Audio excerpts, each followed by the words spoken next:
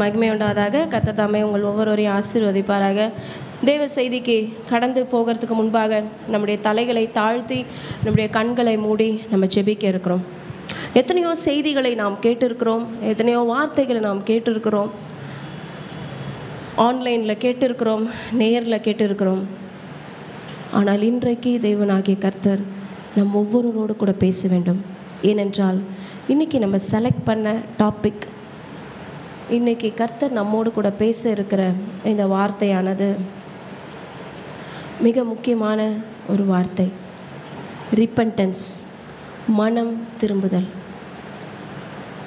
ஒரு மனிதனுடைய மனம் திரும்பும் பொழுது அவன் வாழ்க்கையே திரும்புகிறது, அவன் வாழ்க்கையே மாறுகிறது. அவன் வாழ்க்கை சாபத்திலிருந்து ஆசீர்வாதத்தை நோக்கி செல்கிறது. அவன் வாழ்க்கை குறைவுகளிலிருந்து நிறைவுக்கு நோக்கி செல்கிறது. All you have to do is to make a U-turn. நீங்கள் வாழ்ந்து கொண்டிருக்கிற, நாம் வாழ்ந்து கொண்டிருக்கிற, உங்களை மாத்திரம் சொல்லவில்லை, நாம் வாழ்ந்து கொண்டிருக்கிற காரியங்களிலிருந்து தேவன் நம்மை திருப்பி அவருடைய சமூகத்திற்கு கொண்டு வர வேண்டும் என்கிறது தான் இந்த நாளுக்குரிய செய்தியாக இருக்கிறது. Repentance is actually very critical in the Christian life. It has to be handled properly. எங்கள் அன்பின் ஆண்டவரே, வார்த்தை மூலமாக எங்களோடு கூட நீர் பேசுவீராக, எங்களோடு கூட நீர் இடைப்படுவீராக. எங்கள் ஒவ்வொருவருடைய இருதயத்திலையும் எங்களோடு நீங்கள் பேசுங்கப்பா. இயேசுவின் நாமத்தில் பிதாவே, ஆமென். ஒரு பாடலோடு கூட நான் தொடங்க விரும்புகிறேன். பரிசுத்தர் கூட்டம் நடுவில் சொலித்திடும் சுத்த ஜோதியே. நம்முடைய தேவனாகிய கர்த்தர் பரிசுத்தராய் அவர் இருக்கிறார். அவர் விரும்புகிறது பரிசுத்தத்தை நம்மிடத்தில் விரும்புகிறார். நாமும் பரிசுத்தத்துக்கு நேராக நடந்து செல்ல வேண்டுமே தவிர பின்னோக்கி செல்லக்கூடாது. கர்த்தர் தம்மை நமக்கு வெளிப்படுத்தி தம்முடைய பரிசுத்தத்தினால் நம்மை நிரப்பும்படிக்கு ஜெபத்தோடு கூட இந்த பாடலை நாம் பாடலாம். பரிசுத்தர் கூட்டம் நடுவில் ஜொலித்திடும் சுத்த ஜோதியே,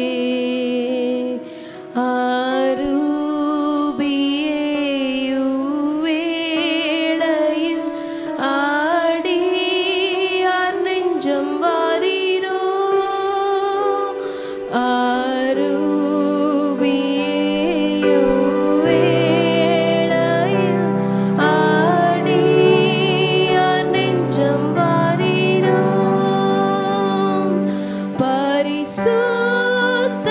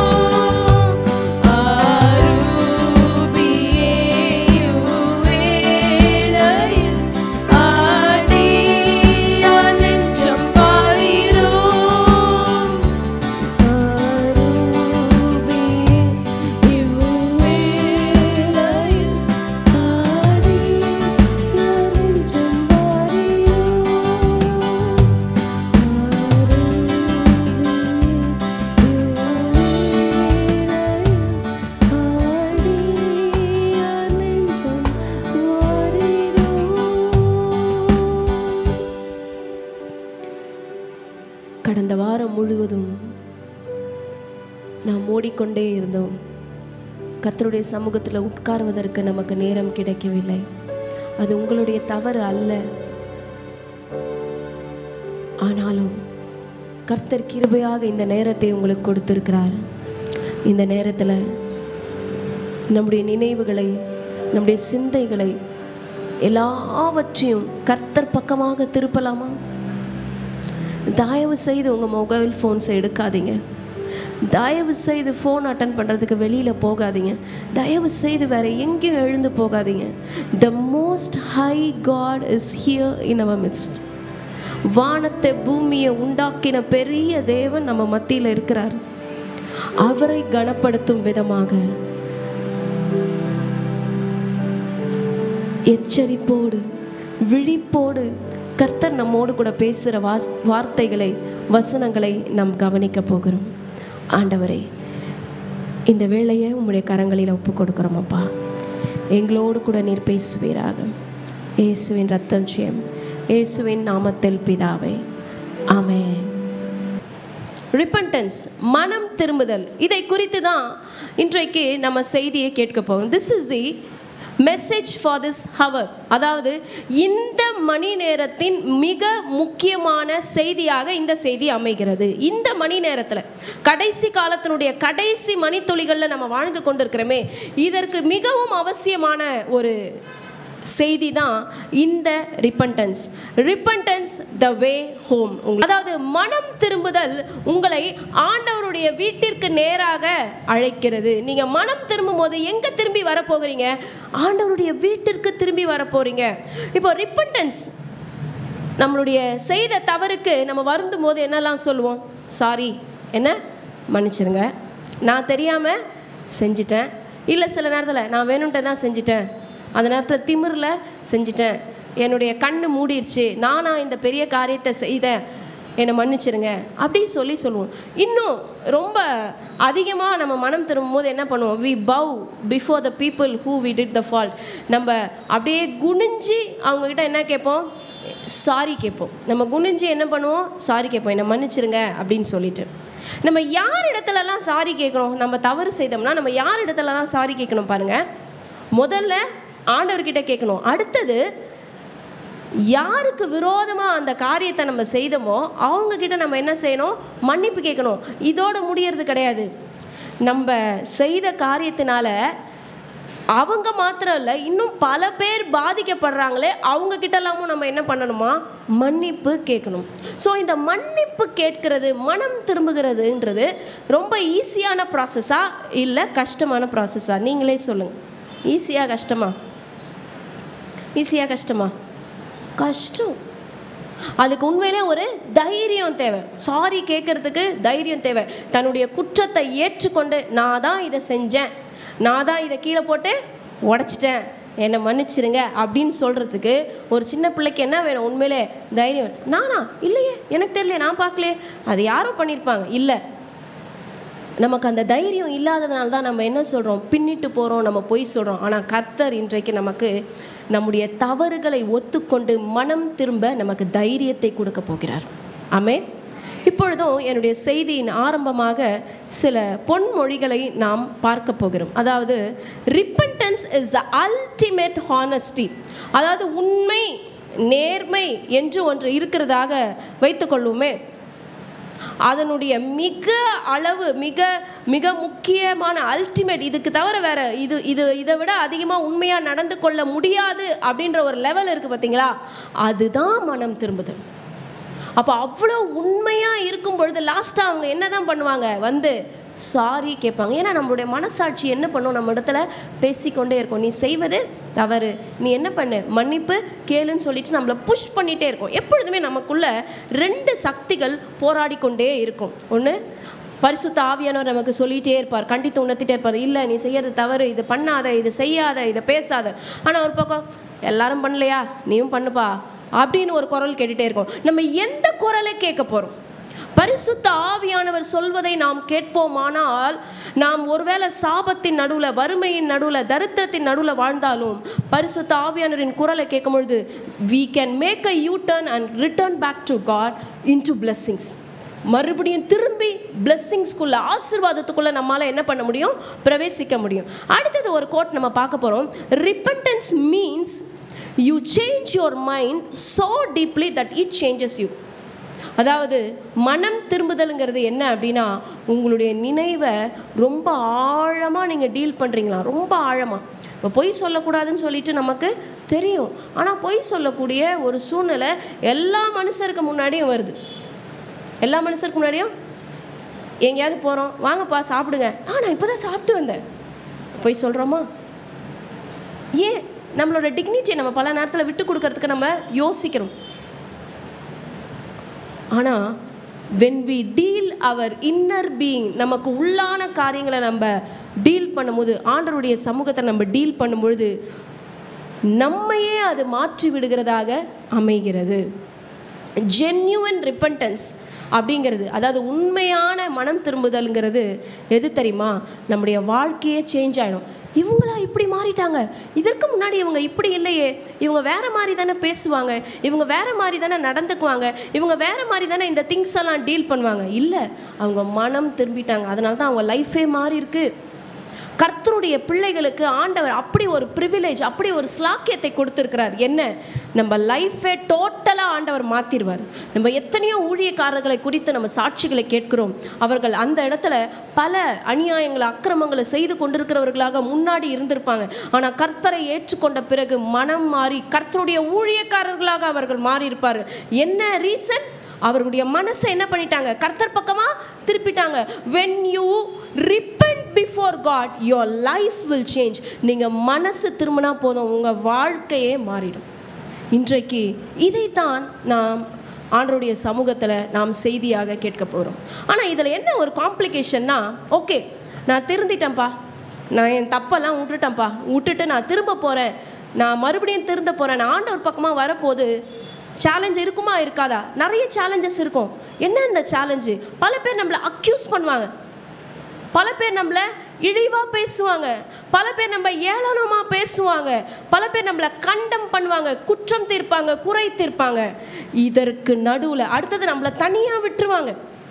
இவ்வளோ நாள் நீங்கள் வந்து தீமை செய்யும் பொழுது ஒரு பெரிய கேங்காக இருந்திருப்பீங்க. ஆனால் நீங்கள் திருந்தி நான் நன்மை தான் செய்வேன், நான் ஆண்டவருக்கான பிள்ளையாக நான் மாறுவேன், வாழ்வேன் நீங்கள் தீர்மானம் எடுக்கும் பொழுது உங்களை தனிமையில் விட்டுருவாங்க. ஆனாலும் நினைவில் கொள்ளுங்கள், நீங்கள் எந்த வழியில் போகிறீங்களோ அது ஆசீர்வாதத்தின் வழியாக இருக்க வேண்டும், அது ஆண்டவருடைய வழியாக இருக்க வேண்டும். At any situation don't leave God. ஆண்டவரை மாத்திரம் நாம் விட்டு விடாதபடிக்கு ஆண்டவர் பக்கமாக இருக்க போகிறோம். ஒரு மனிதன் ஓன் வேலை, தன்னுடைய சுய வழியில் அவன் நடந்து போகிறான். சுய வழியில் நடந்து போகிற அவன், ஆண்டவரோட வழி அவனுக்கு இந்த பக்கமாக இருக்கிறது. அப்போ என்ன செய்ய வேண்டும்? அவன் போகிற வழியிலிருந்து திரும்பி கர்த்தர் பக்கமாக வருவான். It is not a easy thing. அது ரொம்ப ஒரு ஈஸியான விஷயம் கிடையாது. நம்ம ஒரு வாகனத்தில் போய் கொண்டு இருக்கிறோம், அந்த இடத்துல ஒரு நம்ம திரும்பி அந்த சைடு நம்ம போனோம் அப்படின்னா நம்ம எதற்காக தேடணும்? எங்கேயாவது ஒரு யூ டர்ன் இருக்காதா? எங்கேயாவது ஒரு யூ டர்ன் இருக்காதா? அது மாதிரி தான் கர்த்தர் நமக்கு முன்னாடி ஒரு யூ டர்னை வைத்திருக்கிறார்.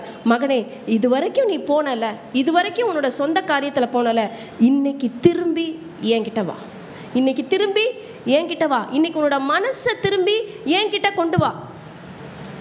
ஆனால் ஒரு வித்தியாசம் இருக்குது பிரியமானவர்களே. பைபிளில் இருக்கிற ரிப்பெண்டன்ஸ்க்கும், அதாவது கிறிஸ்தவர்களுக்கு அருளுகிற மனம் திரும்புதலுக்கும் உலகத்தில் நம்ம கேட்குற சாரிக்கும் வித்தியாசம் இருக்குது. சாரி சார், நான் இன்றைக்கி லேட்டாக வந்துட்டேன், உங்கள் பாஸ் கிட்ட சொல்வீங்க. அந்த சாரிக்கும் உங்கள் ஒய்ஃப் கிட்ட அல்லது உங்கள் பிள்ளைகள்கிட்ட, உங்கள் பாஸ்டர் கிட்ட நீங்கள் கேட்குற சாரிக்கும் வித்தியாசம் இருக்கும். வித்தியாசம் இருக்கா இல்லையா? வித்தியாசம் இருக்குது. ஸோ காட்லி ரிப்பெண்டன்ஸ், ஆண்டவருடைய அந்த தெய்வீகமான மனம் திரும்புதலை குறித்து நாம் இன்றைக்கு தியானிக்க போகிறோம். திருப்பிக் கொள்ள போகிறோம் 2 கொரிந்தியருக்கு எழுதின நிருபம் 7ஆம் அதிகாரம் 10ஆம் வசனம். வாசிங்கம்மா.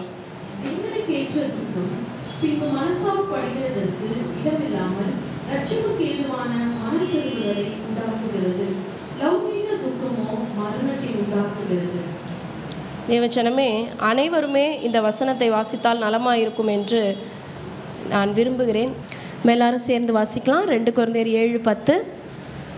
தேவனுக்கேற்ற துக்கம் பின்பு மனஸ்தாபப்படுகிறதற்கு இடமில்லாமல் ரட்சிப்புக்கு ஏதுவான மனம் திரும்புதலை உண்டாக்குகிறது. லௌகீக துக்கமோ மரணத்தை உண்டாக்குகிறது. ஸோ இதை நம்ம 2 பாகமாக நம்ம பிரிக்க போகிறோம். அதாவது உலக பிரகாரமாக நம்ம ஒரு இடத்துல போய் நம்ம செய்த தவறுக்காக நம்ம மனம் வருந்துறதுக்கும், கர்த்தருடைய சமூகத்தில் நம்ம மனம் வருந்துறதுக்கும் வித்தியாசம் இருக்கிறது. அதை நம்ம பார்க்க போகிறோம். முதல்ல உலக பிரகாரமானதை நம்ம பார்த்துடலாமா?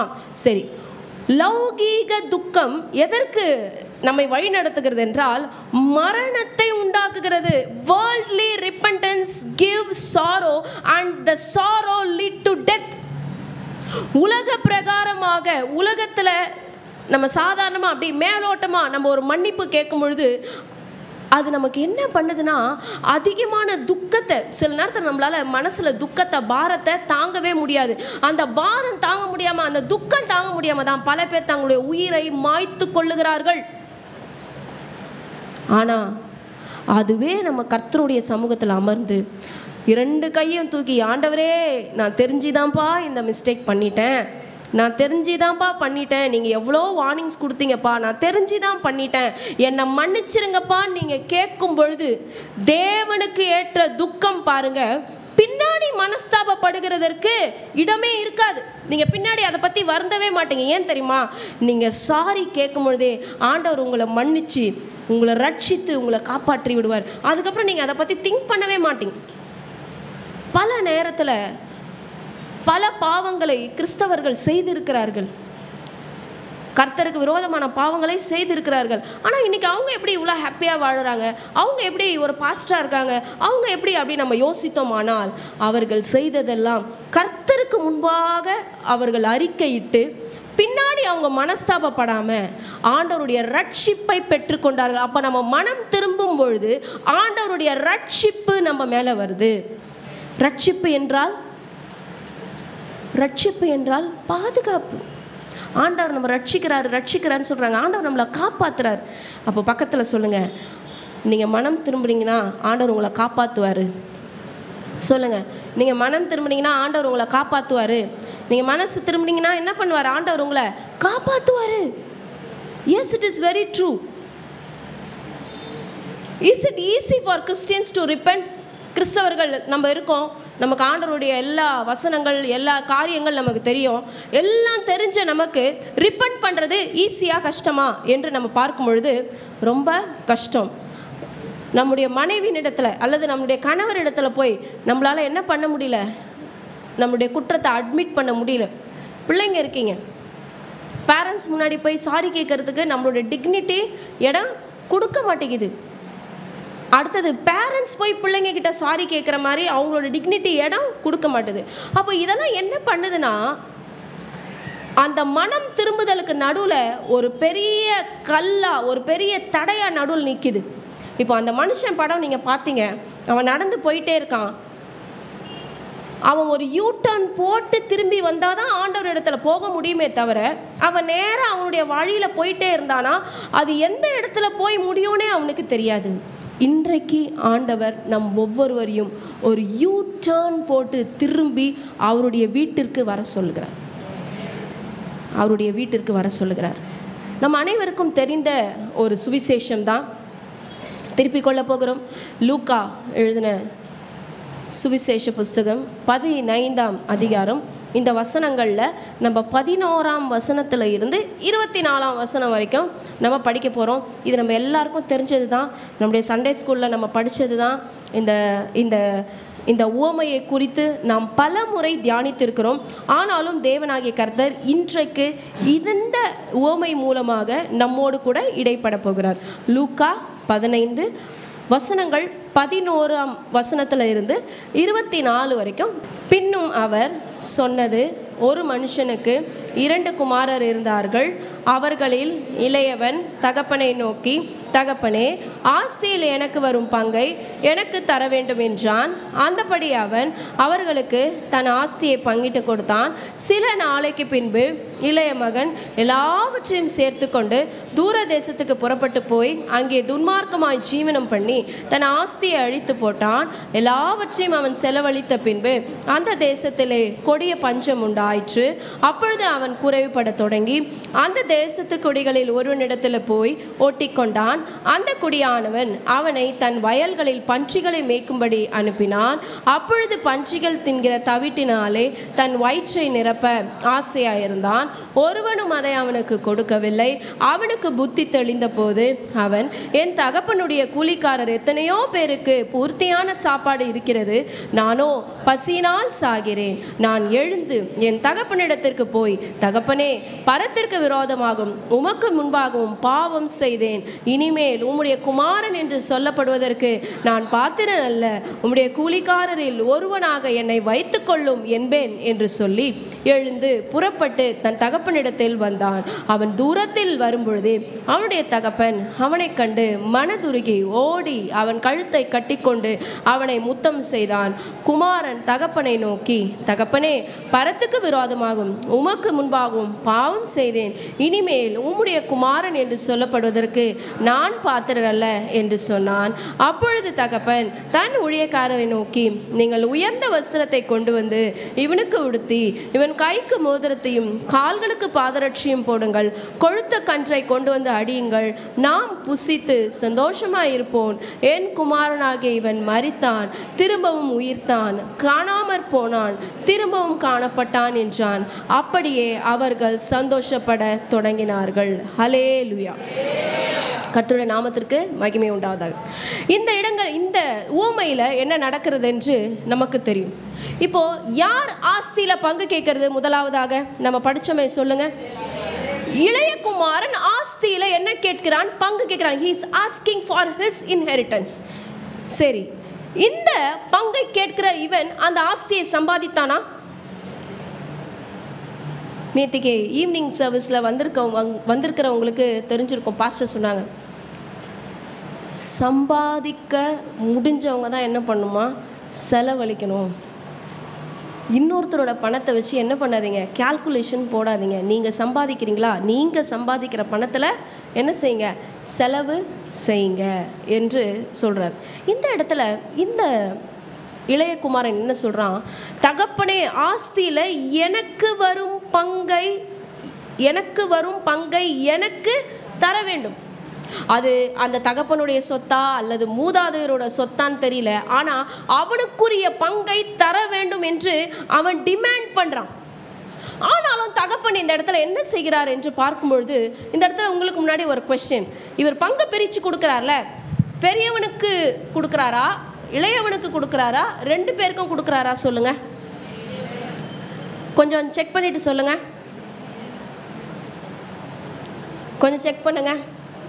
12ஆம் வசனத்துடைய கடைசி பகுதி பாருங்க. அந்தபடி அவன் அவர்களுக்கு, இன் ப்ளூரல், பன்மையில் இருக்கு. அப்போ கேட்டது இளையவனாக இருந்தாலும் சொத்தை பங்கிட்டு அவர் யாருக்கு கொடுக்குறாரு? ரெண்டு பேருக்கும் கொடுத்துட்றாரு. ஆனால் இந்த சின்ன பையன், இந்த இளையவன் என்ன செய்கிறான் என்றால், அந்த பங்கை பெற்றுக்கொண்டு அவன் தூர தேசத்துக்கு புறப்படுகிறான். அதாவது ஒரு தகப்பன் உயிரோடு இருக்கும் பொழுதே என்னுடைய சொத்தை பங்கிட்டு தா என்று கேட்கும் பொழுது we are cursing him to death. அந்த தகப்பனை நம்ம மரணத்துக்கு நேராக சபிக்கிறோம். அந்த மாதிரியான காரியங்களை செய்யாதபடிக்கு கர்த்தர் நம்மை பாதுகாப்பாராக. ஆமென். தகப்பன் உயிரோடு இருக்கும் பொழுதே என்னுடைய போர்ஷனை தாங்க, என்னுடைய ஷேரை தாங்க, என்னுடைய பங்கை தாங்க, என்னுடைய இன்ஹெரிட்டன்ஸை தாங்க என்று நாம் கேட்க கூடாது. It is the blessing. நாம் ஆண்டவருடைய ஆசீர்வாதத்தில், பெரியவர்களுடைய ஆசீர்வாதத்தில் வாழ வேண்டுமே தவிர சாபத்தில் வாழக்கூடாது. நீங்கள் இந்த பக்கம் உள்ளே வரும்பொழுதே நம்மளுடைய கோர் வேல்யூஸ் நம்ம ஒட்டியிருப்போம் பாருங்கள். அதில் சொல்லியிருக்கு பாருங்கள், ஹானர் பிஃபோர் இன்ஹெரிட்டன்ஸ். உங்களுக்கு ஒரு பிளஸ்ஸிங் வேணுமா, அந்த பிளஸ்ஸிங் நீங்கள் பெற்றுக்கொள்கிறதுக்கு முன்னாடி ஹானர் பண்ணணுமா, கனம் பண்ணுமா. நீங்கள் கனம் பண்ணாலே தானாக ஆசீர்வாதம் வரும். ஆண்டவரை கனம் பண்ணிங்கன்னா ஆசீர்வாதம் வரும். உங்கள் வீட்டில் இருக்க அம்மா அப்பாவை கனம் பண்ணிங்கன்னா ஆசீர்வாதம் வரும். நீங்கள் ஆசீர்வாதத்தை வாயை திறந்து கேட்கணுன்னு அவசியமே இல்லை. நன்மையும் கிருபையும் உங்களை தொடரும். எப்போ நம்ம கனம் பண்ணும் பொழுது, உன் தகப்பனையும் உன் தாயையும் கனம் பண்ணுவாயாக. So we need to live in blessings. நம்ம ஆசீர்வாதத்தில் வாழணுமே தவிர நம்ம கேட்டாதான் நம்மளுக்கு ஆசீர்வாதம் வருங்கிறது கிடையாது. அது ஆண்டவரோட பிரின்சிபல் கிடையாது. எனவே அருமையான பிள்ளைகளே, கர்த்தரை கனம் பண்ணுவோம், கர்த்தருக்கு மகிமையை செலுத்துவோம், கர்த்தருக்கு பயப்படுவோம். அதே நேரத்தில் தகப்பனையும் தாயையும் கனம் பண்ண வேண்டியது மிகவும் அவசியமாக இருக்கிறது. ஆனால் இந்த யங்கர் சன் தன் மேலே சாபத்தை வரவைத்து கொள்ளும்படி அவன் கேட்கிறது என்ன? என்னுடைய சொத்தை, என்னுடைய ஆஸ்தியில் எனக்கு வரும் பங்கை எனக்கு தர வேண்டும் என்றான். அப்போ அந்த தகப்பனுடைய இருதயம் எவ்வளவு உடைந்திருக்கும்ல. உனக்கு தான்ப்பா வைத்திருக்கிறேன். ஒரு சின்ன பிள்ளை, நம்ம நம்ம நம்ம சர்ச்சில் இருக்கிற ஒரு 3 வயசு பிள்ளை, எனக்கு ஒரு புல்லட் பைக் வாங்கி கொடுனா அவங்க அம்மா அப்பா வாங்கி தருவாங்களா? நீ வளருப்பா, நீ பெருசாவு, அம்மா அப்பா கிட்ட காசு இருக்குது, நான் தரேன், உனக்கு தான் அந்த காசு, அப்படி தானே நம்ம சொல்லுவோம். அப்போ இவ்வளோ நாள் அந்த சொத்தை பராமரித்து வைத்திருந்த அந்த தகப்பனை பார்த்து இவன் கேட்குறான், ஏன் ஆஸ்தியை எனக்கு என்ன பண்ண, அது ஏன் காசு தானே, அது எப்படி உங்ககிட்ட இருக்கு, எனக்கு கொடு என்று அவன் கேட்கிறான். ஆனால் ஆண்டவருடைய அன்போ அல்லது பெற்றவர்களுடைய அன்போ மாறவே மாறாது. தமிழில் ஒரு பழமொழி சொல்லுவாங்க, பெத்த மனம் பித்து, பிள்ளை மனம் கல். நீங்கள் என்ன பண்ணாலும் உங்களுக்காக உயிரையே கொடுக்குற 2 ஜீவன்கள் தான் அந்த அம்மா அப்பா. நீங்கள் என்ன செய்தாலும் உங்களுக்கு நன்மையை மாத்திரம் செய்கிற அந்த 2 ஜீவன்கள் தான் உங்கள் அம்மா உங்கள் அப்பா. அவங்க உங்களுக்கு விரோதமாக எதுவுமே செய்ய மாட்டாங்க. நீங்கள் தப்பே செஞ்சாலும் என்ன பண்ண மாட்டாங்க, உங்களை விட்டுறவே மாட்டாங்க. அதுதான் அம்மா அப்பாவுடைய அன்பு. அப்போ அந்த யங்கர் சன் என்ன பண்ணுறாரு, இளைய மகன் என்ன பண்ணுறாரு,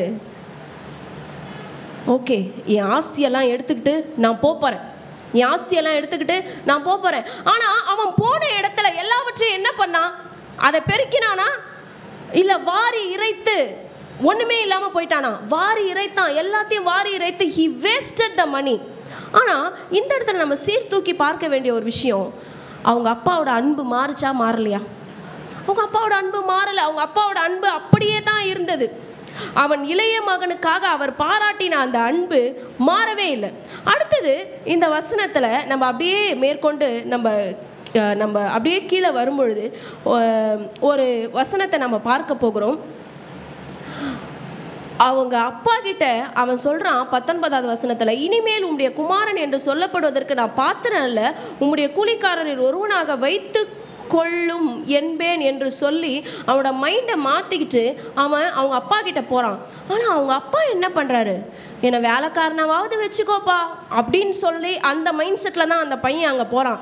ஆனால் அவங்க அப்பா என்ன பண்ணுறாரு, 2 கரங்களையும் விரித்து என் மகனே என்று தான் அவர் ஓடி வராரே தவிர உன்னை வேலைக்காரனாக வைத்து கொள்ள வேண்டும்ன்ற மைண்ட் செட்டு அவங்க அப்பாவுக்கு இல்லை. நீ எவ்வளோ தப்பு பண்ணியிருந்தாலும் the father's heart remains the same. நம்முடைய ஃபாதர், நம்முடைய பரலோக பிதாவுடைய மனசும் அப்படியே தான் இருக்குது. நீ என்னைக்கு மகனே திரும்பி வரப்போகிற, நீ என்னைக்கு மகளே திரும்பி வரப்போகிற என்று அவருடைய இருதயம், அவருடைய கைகள் திறந்த வண்ணமாக தான் இருக்கிறது, நம்ம அக்செப்ட் பண்ணுறதுக்காக வேண்டி. So he experienced father's love when he repented. அவங்க அப்பா கிட்ட போகிறதுக்கு முன்னாடி அவன் என்ன பண்ணிட்டான், மனசு மாறிட்டான். ஐயோ எங்கள் அப்பா கிட்ட இருக்கிறவன்லாம் நல்ல சாப்பாடு சாப்பிடும் பொழுது நான் இந்த இடத்துல பன்றியினுடைய சாப்பாடை சாப்பிட்டு கொண்டிருக்கிறேனே, நான் மறுபடியும் எங்கள் அப்பா கிட்ட போவேன் என்று அவன் மைண்டை சேஞ்ச் பண்ணிக்கிட்டான் பாருங்க. அந்த நேரத்திலே அவனுக்கு பிளெஸ்ஸிங் ஸ்டார்ட் ஆயிடுச்சு. அந்த நேரத்திலேயே தேவனாகிய கர்த்தருடைய ஆசீர்வாதமும் அவனுக்கு ஸ்டார்ட் ஆயிடுச்சு. அவன் அவேக்கன் ஆயிட்டான், அவன் முழிச்சுக்கிட்டான். இவ்வளோ நாள் அவன் பெருமையில் மெதப்பில் திரிஞ்சுக்கிட்டு இருந்தான். இன்றைக்கி என்ன பண்ணிட்டான், ஓகே நான் தப்பு பண்ணிட்டேன், ஆனால் மறுபடியும் நான் என்ன பண்ண போகிறேன், ஆண்டவர் பக்கமாக எங்கள் அப்பா பக்கமாக திரும்பி போவன் என்று தன்னை திருப்பி கொள்ளும் பொழுது தான் அவனுக்கு பல ஆசீர்வாதங்களும் வந்தது. இங்கே நம்ம பார்க்குறோம், அவன் முதலாவது செய்த காரியம் ஆஸ்தியை கேட்குறான். 2வது என்ன பண்ணான், தூரம் போயிட்டான். 3வது என்ன பண்ணான், பணத்தை விரயமாக்கினான். 4வது என்ன பண்ணான், அவன் இருந்த ஊரில் பஞ்சம் வந்தது. 5வது என்ன பண்ணான், பன்றியோட தவிட சாப்பிட்டான், பன்றி கூட வாழ்ந்தான். இந்த காரியெல்லாம் செய்யும் பொழுது he was not awakened. இந்த காரியெல்லாம் செய்யும் பொழுது அவனுடைய கண்கள் திறக்கப்படவில்லை, அவனுடைய கண்கள் மூடி இருந்தது. எந்த காரியமெல்லாம், அவன் சொத்து கேட்கும் போது அவன் கண்ணு திறக்கப்படலை, அவன் தூர தேசத்துக்கு போகும்போது அவன் கண்ணு திறக்கப்படலை, அவன் பணத்தை வாரி இறைக்கும் போது அவன் கண்ணு திறக்கப்படலை, அந்த பஞ்சத்தில் இருக்கும்போது அவன் கண்ணு திறக்கப்படலை. அந்த பன்றியோட சாப்பாடை சாப்பிடும் பொழுது தான், ஐயோ எங்கள் அப்பாவோட வீட்டில் கூலிக்காரனுக்கு கூட நல்ல சாப்பாடு இருக்குதே, இங்கே நான் பன்னியோட சாப்பாடை சாப்பிட்டுட்டு இருக்கேனேன்னு அப்போ தான் அவனுடைய கண்ணு திறக்குது. திறந்த பிறகு, அதாவது தன்னுடைய வாழ்க்கையினுடைய த லோவஸ்ட் பாயிண்ட், எவ்வளோ ஆஸ்தியில், எவ்வளோ ஆடம்பரத்தில், செல்வ செழிப்பில். ஒரு சிலரை பற்றி சொல்லுவாங்க, they were born with a silver spoon, அதாவது வெள்ளி ஸ்பூனோட தான் அவங்க பிறந்தாங்களாமா. அவ்வளோ செல்வ செழிப்பில் வாழ்ந்தாமல் இன்றைக்கு அந்த பன்றியினுடைய சாப்பாடை சாப்பிடுகிற அளவுக்கு இந்த நிலைக்கு காரணம் அவனா, சூழ்நிலையா, இல்லை அவங்க தகப்பனா? அவனே தான் காரணம்.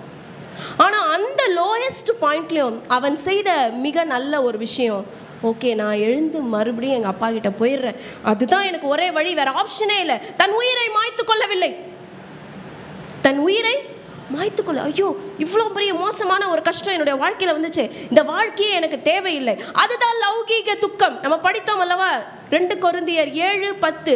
லௌகீக துக்கம் நமக்கு எதுக்கு நேராக வழி நடத்துகிறது? மரணத்துக்கு நேராக வழி நடத்துகிறது.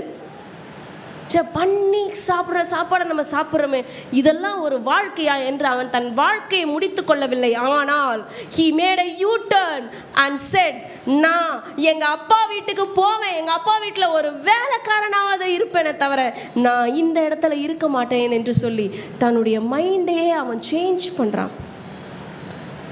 இன்றைக்கு நம்முடைய வலியாக இருக்கட்டும், நம்முடைய பாவத்தினால நமக்கு பின்தொடர்ந்து வருகிற கான்செக்வன்சஸாக இருக்கட்டும், பல நேரத்தில் நம்மால் அதை தாங்க முடியாத ஒரு பாரமாக இருக்கிறது. அவன் முழித்து கொள்ளுகிற வரைக்கும் அது பாரம். அவன் எப்போ முழிச்சுக்கிட்டானோ அவனுக்கு பாரமே இல்லை, எல்லாத்தையும் துச்சமாக தூக்கி போட்டு அவங்க அப்பாவை நோக்கி ஓடி போயிட்டான். இன்றைக்கு அப்படி தான் நம்மை பல விஷயங்கள், பல காரியங்கள் அழுத்தி கொண்டு இருக்கிறது. பல காரியங்கள் நம்மை அழுத்தி கொண்டு இருக்கிறது.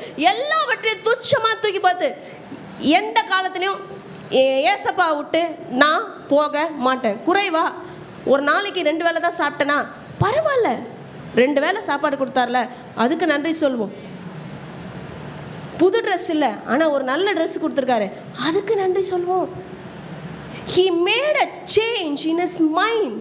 அவனுடைய சிந்தையில் அவன் இந்த மாற்றத்தை வரவழைத்த பிறகு தான் அவனுக்கு இந்த ஆசீர்வாதங்கள்லாம் வருகிறது. இதே அதிகாரத்தில் நம்ம 18வது வசனத்துக்கு நம்ம படிக்க போகிறோம். நான் எழுந்து, I will arise. அவன் இது வரைக்கும் எங்கே உட்காந்துட்டு இருக்கான்? பன்றிகள் கூட உட்காந்துட்டு இருக்கான். அவன் எது கூட உட்காந்துருக்கான்? பன்றிகள் கூட உட்காந்துருக்கான். ஆனால் அவன் தன்னுடைய மைண்டை மேக்கப் பண்ணுறான். ஓகே நான் எழுந்துக்க போகிறேன். ஏன் யாருமே அவனுக்கு ஹெல்ப் பண்ண முடியாதுங்க, யாருமே அவங்களுக்கு ஹெல்ப் பண்ண முடியாது. அந்த இடத்துல அதை தவிர அவனுக்கு வேறு சாப்பிட்றதுக்கு வேறு ஆப்ஷனே கிடையாது, யாருமே அவனுக்கு சாப்பாடு கொடுக்கல. ஆனால் இந்த சூழ்நிலையிலேருந்து அவன் தன்னை பாற்றே என்ன சொல்லி கொண்டானா, நான் இந்த இடத்துலேருந்து எழுந்துக்க போகிறேன். நீங்களும் உங்கள் சூழ்நிலையை பார்த்து சொல்லணும், நான் இந்த சூழ்நிலையிலேருந்து எழுந்துக்க போகிறேன், நான் இந்த துக்கத்துலேருந்து எழுந்துக்க போகிறேன், நான் இந்த பலவீனத்துலேருந்து எழுந்துக்க போகிறேன், நான் இந்த குறைவுகள்லேருந்து எழுந்துக்க போகிறேன், நான் இந்த சாபத்துலேருந்து எழுந்துக்க போகிறேன். அவன் எழுந்து தன் தகப்பனிடத்திற்கு போய் உமக்கு விரோதமாகவும் பரத்துக்கு விரோதமாகவும் உமக்கு விரோதமாகவும் பாவம் செய்தேன். அவன் 3 காரியம் பண்ணுறான். 3 காரியம் பண்ணணும்னு சொல்லிட்டு மைண்டை ஃபிக்ஸ் பண்ணுறான். நான் எழுந்துக்க போகிறேன், எங்கள் அப்பா கிட்ட போகிறேன், எங்கள் அப்பா கிட்ட போய் சாரி கேட்க போகிறேன், அவ்வளோதான் முடிஞ்சு. நான் எழுந்துக்க போகிறேன், எங்கள் அப்பாட்ட போகிறேன், அப்பாட்ட போய் என்ன கேட்க போகிறேன்? சாரி கேட்க போகிறேன். சாரி கேட்குறதுக்கு நம்ம ஏற்கனவே சொன்ன மாதிரி தைரியம் வேணும். அவன் எழுந்தான், தகப்பன் இடத்துக்கு போனான். தகப்பனே உங்களுக்கு விரோதமாக நான் பாவம் செஞ்சேன், உங்கள் புள்ளன்னு சொல்கிறதுக்கு எனக்கு அருகதையே இல்லைப்பா, உங்கள் வீட்டில் வேலை செய்கிற கூலிக்காரரில் ஒருவனா என்னை வச்சுக்கோங்க. அந்த மைண்ட் செட்டில் தான் அவங்க அப்பாவை நோக்கி அவன் போகிறான். ஆனால் இந்த இடத்துல என்ன நடக்குதுன்னா, தன்னுடைய தகப்பன் என்ன செய்கிறார் என்றால், தூரத்தில் அவன் வரும்பொழுதே அவனுடைய தகப்பன் அவனை கண்டு மனதுருகி ஓடி அவன் கழுத்தை கட்டிக்கொண்டு அவனை முத்தம் செய்தான். இவ்வளோ நாள் பன்றிகள் இடத்துல வாழ்ந்திருந்த அவன் சுத்தமாக இருந்திருப்பானா? அசுத்தமாக இருந்திருப்பானா? அசுத்தமாக இருந்திருப்பான். அவன் மேலே நாற்றம் எடுத்திருக்கும். அவன் குளித்திருக்க மாட்டான், அழுக்கான ட்ரெஸ் போட்டிருப்பான், ஷேவ் பண்ணியிருக்க மாட்டான். அவன் மேலே ரொம்ப ஸ்மெல்லியாக இருந்திருக்கும். அதெல்லாம் அப்பா பார்க்கலங்க. அதெல்லாம் அவங்க அப்பா பார்க்கவே இல்லை. மனதுருகி, நீ வந்துட்டியப்பா என் பிள்ளையே, இவ்வளோ நாள் காணாமல் போன என் பிள்ளை வந்துருச்சே. This is father's love. This is our father's love. நம்முடைய பரமபிதாவுடைய அன்பு இதுதான். அவன் மேலே மனதுருகி அவர் என்ன செய்கிறார் என்றால், ஓடி அவன் கழுத்தை கட்டிக்கொண்டு அவனை முத்தம் செய்தான். எந்த சூழ்நிலையில் இருந்தாலும் நம்ம திரும்பி ஆண்டவர்கிட்ட வந்துட்டோம்னு வைங்களேன், அவர் அக்செப்ட் பண்ணிப்பார். எந்த சூழ்நிலையில் இருந்தாலும் அவர் நம்ம ஏற்றுக்கொள்ள அவர் வல்லவராய் இருக்கிறார்.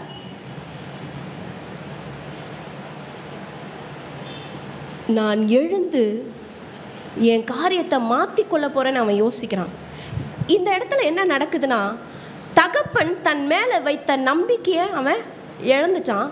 தகப்பன் தன் மேலே வைத்த அன்பையும் இழந்துட்டான். பல நேரத்தில் நம்ம மிஸ்டேக் பண்ணும்போது நம்ம ரெண்டு விஷயத்தை இழந்து விடுகிறோம். we lose the trust and the love.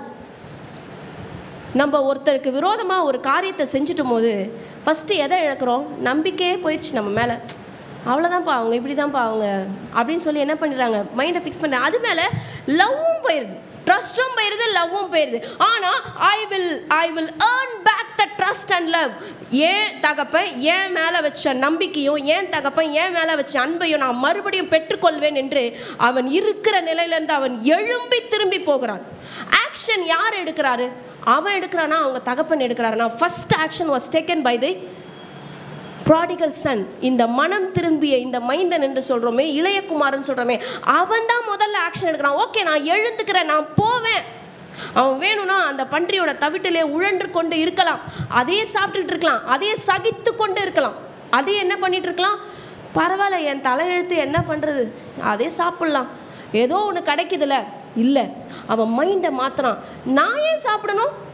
எங்கள் அப்பா வீட்டில் அவ்வளோ சொத்து இருக்கும்போது, எங்கள் அப்பாவோட கூலிக்காரங்களாம் அவ்வளோ சந்தோஷமாக இருக்கும்போது நான் ஏன் இங்கே கஷ்டப்படணும்னு அவன் தன்னுடைய மனசை திருப்புறான். தன்னோட மைண்டை திருப்பி அடுத்த செயல் அவன் எழுந்துட்டான். எத்தனை பேர் எந்த சூழ்நிலையில் உட்கார்ந்து கொண்டு இருக்கிறீர்கள் என்று எனக்கு தெரியவில்லை. இன்றைக்கு கர்த்தர் உங்களை அந்த சூழ்நிலையிலிருந்து எழும்பும்படி சொல்லுங்கள். God wants every one of us to arise from your situation. நீங்கள் எந்த சூழ்நிலையில் இருந்தாலும் அந்த சூழ்நிலையிலேருந்து எழுந்துக்கோங்க. உங்களோட மைண்ட் செட்டில் இருந்து. ஏன்னா பல நேரம் நம்மளுடைய அனுபவம், நம்மளுடைய ஞானம், நம்முடைய அறிவு, நம்ம படித்தது எல்லாமே நம்மளை ஆண்டவரை விட்டு தூரமாக தான் வழி நடத்துதே தவிர ஆண்டவருக்கு நேராக நம்மை வழி நடத்துறதே கிடையாது. ஆனால் இன்னைக்கு எந்த சூழ்நிலையில் நம்ம இருந்தாலும் we are going to arise and come back to home. மறுபடியும் எழும்பி தகப்பனுடைய வீட்டிற்கு நாம் திரும்பி வரப்போகிறோம். தகப்பனுடைய ட்ரஸ்ட்டை, தகப்பனுடைய நம்பிக்கையை, தகப்பனுடைய அன்பை நாம் மறுபடியும் பெற்றுக்கொள்ள போகிறோம். நம்ம சொல்ல போகிறோம், ஆண்டவரே மறுபடியும் நான் உம்முடைய நம்பிக்கைக்கு பாத்திரமாக, உம்முடைய அன்பிற்கு பாத்திரமாக மாறப்போகிறேன். திரும்பி சொல்லலாமா? ஆண்டவரே உம்முடைய நம்பிக்கைக்கு பாத்திரமாக, உம்முடைய அன்பிற்கு பாத்திரமாக நான் மாறப்போகிறேன். நான் என் பிள்ளைங்களுக்கு அடிக்கடி ஒரு விஷயத்த சொல்வேன். நீ பொறுப்பாக இருந்தினாதான் இன்னும் அதிகமான பொறுப்புகள் உன்னை தேடி வரும். நீ சின்ன விஷயத்த பொறுப்பு இல்லாமல் செய்தனா உங்ககிட்ட பொறுப்பு வராது, ரெஸ்பான்சிபிலிட்டி வராது. அது ஒரு வீடை கூட்டுகிற ஒரு விஷயமாக இருந்தாலும் சரி, அதை பொறுப்பாக பண்ணு. வெறும் இந்த டேபிளை துடைக்கிற விஷயமா இருந்தாலும் சரி, அதை பொறுப்பாக பண்ணு. இந்த கப்பை க்ளீன் பண்ணுற விஷயமா இருந்தாலும் நம்மளை யார் பார்க்குறா, அப்படி வச்சிடலாம். இல்லை, பொறுப்பாக செஞ்சு பாருங்களேன். பொறுப்புகள் உங்களை தேடி வரும், பொறுப்புகள் உங்களை தேடி வரும். ஸோ இந்த ரைட் ஆட்டிடியூடை அவன் மைண்டில் ஃபிக்ஸ் பண்ணிட்டான். ஓகே, எங்கள் அப்பா கிட்ட போகிறேன், இந்த ரைட் ஆட்டிடியூடை அவன் ஃபிக்ஸ் பண்ணிட்டான். ரெஸ்பான்சிபிலிட்டியும் அவன் ஏற்றுக்கிட்டான். எங்கள் அப்பா என்ன சொன்னாலும் ஓகே, என்னை பையனாக ஏற்றுக்கல, நீ கூலிக்காரனாகவே இருந்துட்டு எங்கள் அப்பா சொன்னால் கூட ஏற்றுக்கிறேன், அந்த காம்பன்சேஷனை நான் பே பண்ணுறேன். ஏன்னா நான் தானே தப்பு பண்ணேன். தப்பு பண்ணுறவங்க என்ன பண்ணோம், அதுக்குரிய ப்ரைஸை பே பண்ணணும் இல்லையா? ஓகே பரவாயில்ல, எப்படியோ எங்கள் அப்பா வீட்டினுடைய அந்த காம்பவுண்டு செவரு ஓரத்துலையாவது நான் போய் வாழ்ந்துடுறேன்னு எழுந்துட்டான். ஆனாலும் இந்த இடத்துல ஒரு மிகப்பெரிய ஒரு சந்தோஷமான ஒரு நிகழ்ச்சி என்ன அப்படின்னா, the father was compassionate. அவங்க அப்பா அவன் மேலே மன துருகி. அந்த 20வது வசனத்துடைய கடைசி பகுதியில் பாருங்க, அவனுடைய தகப்பன் அவனை கண்டு மனது உருகி அவன் ஓடி அவன் கழுத்தை கட்டிக்கொண்டு அவனை முத்தம் செய்தான். The father did not change all these years. அவன் எவ்வளோ வருஷம் எடுத்துக்கிட்டான்னு தெரியல.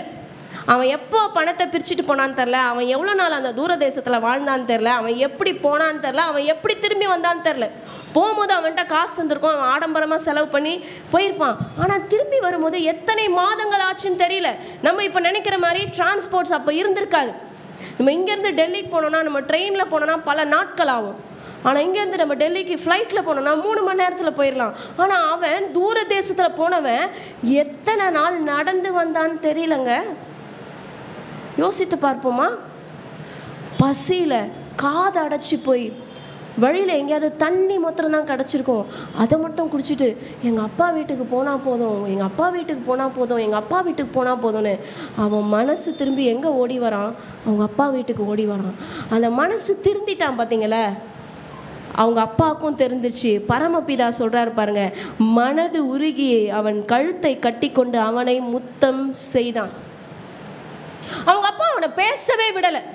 அவங்க அப்பா அவனை பேசவே விடலை. அவன் முதல்ல ஒன்று சொல்கிறான், தகப்பனே, பரத்துக்கு விரோதமாக நான் பாவம் செஞ்சுட்டேன், உங்களுக்கு விரோதமாக பாவம் செஞ்சுட்டேன், உங்களுடைய பிள்ளைன்னு சொல்லப்படுறதுக்கு நான் பாத்திரன் அல்ல, என்னை ஒரு வேலைக்காரனாக வச்சுக்கோங்கன்னு அவனை சொல்கிறதுக்கு அவங்க அப்பா அலோ பண்ணவே இல்லை. அவன் மனசில் தான் யோசித்தான். ஆனால் அவன் அதை சொன்னானா பார்த்தீங்களா? வசனத்தில் பாருங்கள், என்னை கூலிக்காரனாக வச்சுக்கோங்கன்னு மனசில் தான் யோசித்தானே தவிர அவன் வாயை திறந்து சொல்கிறதுக்கு அவங்க அப்பா விடவே இல்லை. அவனை கட்டி கொண்டு அடுத்தது அவங்க அப்பா சொன்ன கமாண்ட் பாருங்க, உயர்ந்த வஸ்திரத்தை கொண்டு வந்து இவனுக்கு உடுத்தி இவன் கைக்கு மோதிரத்தையும் கால்களுக்கு பாதரட்சியும் போடுங்கள்.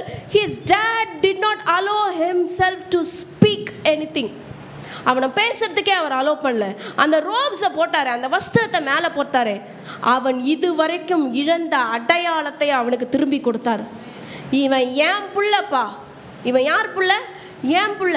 அவன் ஒரு அழுக்கான ட்ரெஸ்ஸை போட்டிருந்துருப்பான்ல, அந்த பிச்சைக்கார மாதிரி ஒரு ட்ரெஸ்ஸு போட்டிருந்தால அந்த ட்ரெஸ்ஸை கழட்டு, he is my son, he is my younger son, he is my beloved son என்று முதல்ல அப்பா கிட்ட வரும்போது நம்ம ஐடென்டிட்டி மாறுங்க.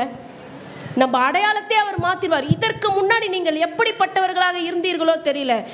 ஒன்ஸ் நீங்கள் ஜீசஸ் கிட்ட வந்துட்டீங்கன்னா முதல்ல மாறுறது உங்கள் ஐடென்டிட்டி, உங்கள் அடையாளம். இரண்டாவது அவர் என்ன கொடுக்குறார், என்ன கிஃப்ட் கொடுக்குறார் பாருங்க. ரெண்டாவது ரிங் கொடுக்குறார். அந்த ரிங்கு எதை குறிக்கிறது? அத்தாரிட்டி குறிக்கிறது, அதிகாரத்தை குறிக்கிறது. ஒரு ராஜாவுடைய கையில் என்ன இருக்கும்? அந்த முத்திரை மோதிரம் இருக்கும். ஒரு திருமணமான பெண், திருமணம் ஆன ஆணுடைய கையில் என்ன இருக்கும்? ரிங் இருக்கும். இவர்களுடைய மனைவி இவங்க, இவங்களுடைய கணவர் இவங்க என்ற அந்த ரிங் இருக்கும். அல்லது சின்ன பிள்ளைகளாக இருந்தால் அவங்க அப்பாவோட பேர் இல்லை அவங்க ஃபேமிலியோடது ஏதாவது ஒரு ரிங் இருக்கும். ஸோ அந்த ரிங் எதை குறிக்கிறது என்றால் அதிகாரத்தை குறிக்கிறது. இவன் அனாதை அல்ல, இவன் என்னுடைய மகன்ற அதிகாரத்தை அவனுக்கு அந்த தகப்பன் கொடுக்கிறார். மூன்றாவது அவர் என்ன கொடுக்கிறார்? கால்களில் போடுவதற்கு பாதரட்சியை கொடுக்கிறார். அந்த பாதரட்சியை எதை குறிக்கிறது என்றால் சமாதானத்தை குறிக்கிறது. அவன் மனசு நொந்து வந்திருக்கிறான். ஐயோ ஆண்டவரே, எங்கள் அப்பா என்னை ஏற்றுக்குவாரா இல்லையானே தெரியலையே, ஒருவேளை எங்கள் அப்பா என்னை துரத்தி விட்டுட்டாருனா? இப்போ மட்டும்தான் உனக்கு வழி தெரிஞ்சிச்சா? எவ்வளோ தைரியம் இருந்தால் நீ திரும்பி வந்திருப்ப? இப்படிலாம் கேட்க வாய்ப்பு இருக்கா? வாய்ப்பு இல்லையா? கேட்க வாய்ப்பு இருக்கு. அப்படிலாம் கேட்டுட்டாருனா எப்படி அப்படிங்கிற ஒரு டவுட்டோட தான் அவன் வந்தான். ஆனால் அவங்க அப்பா சமாதானத்தின் அடையாளமாக பாதரட்சியை கொடுத்து அவனை ஏற்றுக்கொண்டார். அப்போ ஆண்டவராகிய இயேசுவினிடத்தில் வரும்பொழுது உங்களுக்கு முதல்ல அவர் அடையாளத்தை கொடுக்கிறார், இரண்டாவது அவர் அதிகாரத்தை கொடுக்கிறார், மூன்றாவது அவர் சமாதானத்தை கொடுக்கிறார், உங்களை ஏற்றுக்கொள்ளுகிறார். ஆமென் சொல்லுங்களேன். The heavenly Father's repentance is very swift. ரொம்ப ஃபாஸ்ட்டாக நடந்துருச்சு பாருங்களேன். அவன் வந்தான், சாரி கேட்டான், என்னை ஏற்றுக்கோங்கப்பான்னு சொல்லிட்டான். உடனே இதை கொண்டு வா, அதை கொண்டு வா, அதை கொண்டு வான்னு அவ்வளோ துரிதமாக ஆக்ட் பண்ணார் அவங்க அப்பா. டிலே பண்ணவே இல்லை. அவன் வந்த உடனே அவனுக்கு வஸ்திரத்தை கொடுத்துட்டார், வந்த உடனே மோதிரத்தை கொடுத்துட்டார், வந்த உடனே பாதரட்சியை கொடுத்தார்.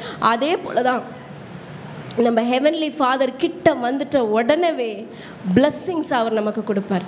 He will not delay. He will not delay. All we have to do is, நம்ம செய்ய வேண்டியதெல்லாம் ஒரே ஒரு காரியம்தான், அந்த மனசை மட்டும் திருப்பிட்டோம்னா போதும், வேற ஒன்றுமே வேணாம். கையும் மெய்யுமாக பிரிக்கப்பட்ட அந்த ஸ்திரீயை பார்த்து ஆண்டவராகிய இயேசு கிறிஸ்து என்ன சொன்னார்? நீ போ, நீ போ, இனி பாவம் செய்யாத. அவ்வளோதான், நீ போமா, இனிமே செய்யாத, அவ்வளோதான். அப்போ ஆண்டவருடைய கிருபை, ஆண்டவருடைய அருள் அவள் மீது வந்தது. அவள் கண்டிப்பாக அதற்கு மேலே ஆண்டவருடைய மன்னிப்பை பெற்றுக்கொண்டதுனால அவள் கண்டிப்பாக அதற்கு மேலே அந்த மிஸ்டேக் பண்ணியிருக்க மாட்டா. தெய்வச்சனமே, ஃபாதர்ஸ் ஃபர்கிவ்னஸ் இஸ் அன்கண்டிஷனல். அவன் நாற்றம் எடுத்து வந்தபோது நீ குளிச்சுட்டு வந்தாதான் நான் உன்னை சேர்த்து பிடிப்பேன்னு அவங்க அப்பா சொல்லலை. அவன் நாற்றம் எடுக்கும் பொழுதே அவங்க அப்பா அவனை கட்டி அவனுக்கு முத்தம் செய்தார். அவன் எத்தனை நாள் ட்ராவல் பண்ணி வந்திருப்பான், நான் சொன்னேன் இல்லையா, அவன் டிரான்ஸ்போர்ட்டை எப்படி வந்திருப்பான், எத்தனை மாதம் நடந்து வந்திருப்பான்னு தெரியல அந்த இளையகுமார். But father's love is unconditional. அன்கண்டிஷனல்னால் இப்படி இருந்தால் தான் பண்ணுவேன், அப்படி இருந்தால் தான் பண்ணுவேன்னு எந்த அப்பாவும் சொல்லவே மாட்டாங்க, எந்த கண்டிஷனும் வைக்க மாட்டாங்க. நிபந்தனை அற்ற அன்பு தான் நம் தகப்பனுடைய அன்பு, நம் பரம தகப்பனுடைய அன்பு. பரம தகப்பனுடைய அன்பை தான் நம்ம அம்மா அப்பா ஷேர் பண்ணுறாங்க. அம்மா அப்பாவுடைய மனசில் எப்படி அந்த அன்பு வந்தது? பரம தகப்பனிடத்தில் அவங்க ஷேர் பண்ணுறாங்க.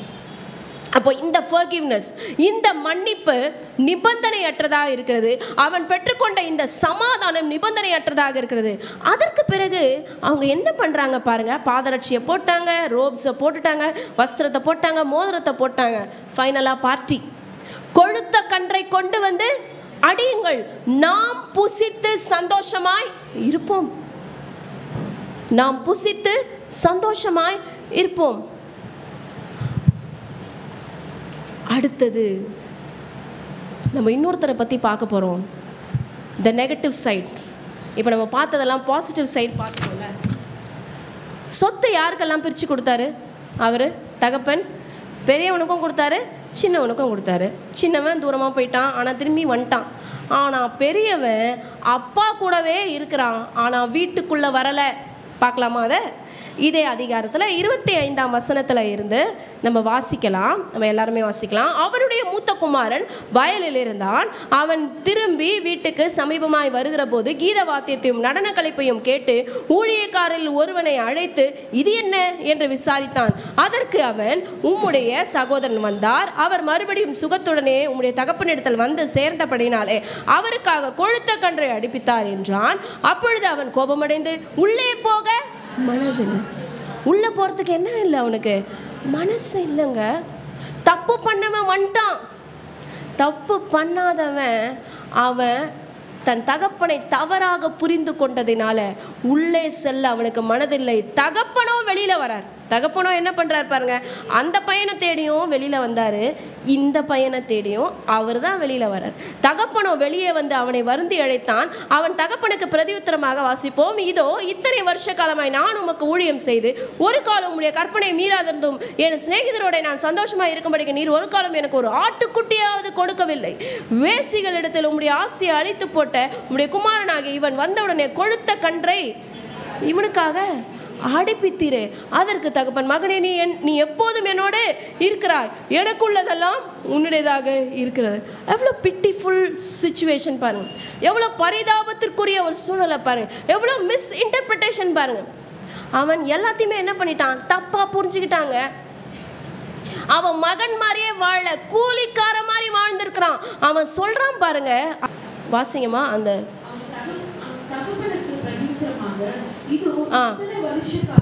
நான் உமக்கு ஊழியம் செய்து. அப்ப 29ஆவது வசனத்துல சொல்லுது, நான் உனக்கு என்ன பண்ணப்பா, வேலை செஞ்சேன்ப்பா. எந்த மகனாவது அந்த மாதிரி சொல்லுவானா? நான் இவ்வளோ நாளாக உனக்கு வேலை செஞ்சேனே, நீ எனக்கு ஒரு ஆட்டுக்குட்டியை கூட கொடுக்கலையா, அவனுக்கு போய் ஒரு பெரிய கொழுத்த கன்றை அடித்திய அப்பா அப்படின்னு சொல்லி அவங்க அப்பாவுடைய அன்பையே அவன் தவறாக புரிந்து கொண்டான். ஆண்டவருடைய அன்பு மாறாதது, இந்த தகப்பனுடைய அன்பு மாறுச்சா? மாறவே இல்லைங்க. Father's love did not change, it was there only. ஆனால் இவன் தான் தவறாக நினைத்து கொண்டான். Because he treated himself as a servant. நான் இந்த வீட்டினுடைய வேலைக்காரன் தான் அவன் மைண்டை ஃபிக்ஸ் பண்ணி, காலையில் எழுந்ததும் வயலுக்கு போகிறது, வேலை பார்க்குறது, திரும்பி வர்றது, மாட்டை கூப்பிட்டு வருது, ஆட்டை கூப்பிட்டு வருது, வேலைக்காரனாக தான் அவன் இருந்தானே தவிர அந்த வீட்டினுடைய எஜமானுடைய மகன் மாதிரி அவன் இல்லை. பல நேரத்தில் நம்மளோட மைண்ட் செட்டும் அப்படி தான் இருக்குது. நீங்கள் வேலைக்காரங்க இல்லைம்மா, நீங்கள் வேலைக்காரங்க இல்லைப்பா, ராஜாவனுடைய பிள்ளைகள்ப்பா, நீங்கள் ராஜாவுடைய பிள்ளைகள். இந்த வானத்தை படைத்தாரே, இந்த பூமியை படைத்தாரே, அந்த ராஜாவுடைய பிள்ளைகள் நீங்கள் வேலைக்காரர்கள் அல்ல. தேவனாகிய கர்த்தருடைய ஊழியத்தை செய்கிறவர்களே, நீங்கள் வேலைக்காரர்கள் அல்ல, நீங்கள் ஊழியக்காரர்கள். You are the ministers of God. You are not the hired servants. இவன் தவறாக புரிந்து கொண்டு என்ன வந்துருச்சு, அவனுக்குள்ள கோபம் வந்துருச்சு. நான் இவ்வளோ நாள் உங்களுக்கு வேலை செஞ்சனே, நீங்கள் எனக்கு என்னத்தான் கொடுத்தீங்க அப்படின்னு சொல்லி ரொம்ப ஃபூலிஷாக, ரொம்ப முட்டாள்தனமா அவங்க அப்பாவை பார்த்து கேட்டான். அவன் மனசில் இருந்ததெல்லாம் என்ன தெரியுமா? சுயநீதி. அவன் மனசில் இருந்ததெல்லாம் என்னது? சுயநீதி. நான் பண்ணுறது தான் ரைட்டு, வேற யார் பண்ணுறதும் ரைட்டு இல்லை, நான் மட்டும்தான் ரைட் பண்ணுவேன், வேற யாரும் ரைட்டே பண்ணவே மாட்டாங்க. அந்த சுயநீதியின்படி தான் அவன் சென்றதுனால தான் அவன் பாதிப்புக்கு உள்ளானான். அதனால தான் சுயநீதியில் நடக்கிறவங்களாலலாம் மன்னிப்பு கேட்கவே முடியாதுங்க. பாவிகள் கூட மன்னித்து ஆண்டவருடைய இரக்கத்தை பெற்று விடுவார்கள். ஆனால் நீதிமான்களாக சுயநீதியில் நடக்கிறவர்கள் ஆண்டவரோட மன்னிப்பை பெறுறது ரொம்ப கஷ்டம். இன்றைக்கி நம்ம யாரை போல இருக்க போகிறோம்? இளைய மகனை போல மன்னிப்பு கேட்ட அப்பாவோட பிள்ளையாக மாற போகிறோமா? இல்லை, இந்த பெரிய மகனை போல எனக்கு நீங்கள் என்ன தான்ப்பா செஞ்சீங்க அப்படின்னு ஆண்டவர்கிட்டே முறையிட போகிறோமா? The choice is yours. பெரிய மகனை தேடியும் அப்பா வந்தார், சின்ன பிள்ளையை தேடியும் அப்பா வந்தார். அப்பாவோட அன்பு என்றைக்குமே மாற போகிறது கிடையாது. இந்த ரிப்பன்டன்ஸ் இருக்கே, இந்த மனசு திரும்புதல் இருக்குது, it is a life time practice. இப்போது நம்ம சர்ச்சை முடித்த பிறகு ஆண்டவர்கிட்ட சாரி கேட்டு போகிறதோடு இது முடிய போகிறது கிடையாது. இது முடிய போகிறது கிடையாது. நம்ம லைஃப்பில் வாழ்கிற ஒரு நேரத்துலையும் நம்ம பல அக்கிரமங்களை, பல பாவங்களை, மீறுதல்களை செய்யக்கூடாது. அப்படி செய்ய வேண்டிய சூழ்நிலை ஏற்பட்ட போதும் ஆண்டவர்கிட்ட மனசு திரும்பிக்கிட்டே இருக்கணும், மனசு திரும்பிகிட்டே இருக்கணும், மனசு திரும்பிகிட்டே இருக்கணும். அதுதான் சொல்லுது, you have the right attitude. இன்னொரு ஒரு டிப்ஸ் சொல்கிறேன் பாருங்கள். உங்கள் வீட்டில் டீனேஜ் பிள்ளைங்க இருந்தாங்கன்னா வாய்ஸ் ரைஸ் பண்ண ஆரம்பிச்சிருவாங்க, ரைட்? காலேஜ் போகிற பிள்ளைகளாக இருந்தாங்கன்னா என்ன பண்ணுவாங்க? வாய்ஸ் ரைஸ் பண்ண ஆரம்பித்தாங்க. இப்போ குட்டீஸே வாய்ஸ் என்ன பண்ணுது? ரைஸ் பண்ணுது, கரெக்டாக? அந்த நேரத்தில் பேரண்ட்ஸ் நீங்கள் பேசாதீங்க, அவங்கள பேச விடுங்க, பேச விடுங்க. பேசு பேசு பேசு, எவ்வளோ நேரம் பேசுகிறிய பேசு, அமைதியாக இருங்க. அப்புறம் அது அடங்கும் பார்த்தீங்களா, அப்போ பேசுங்க. நீ என்ன பேசுனேன்னு தெரிஞ்சு தான் பேசுனியா, புரிஞ்சு தான் பேசுனியா?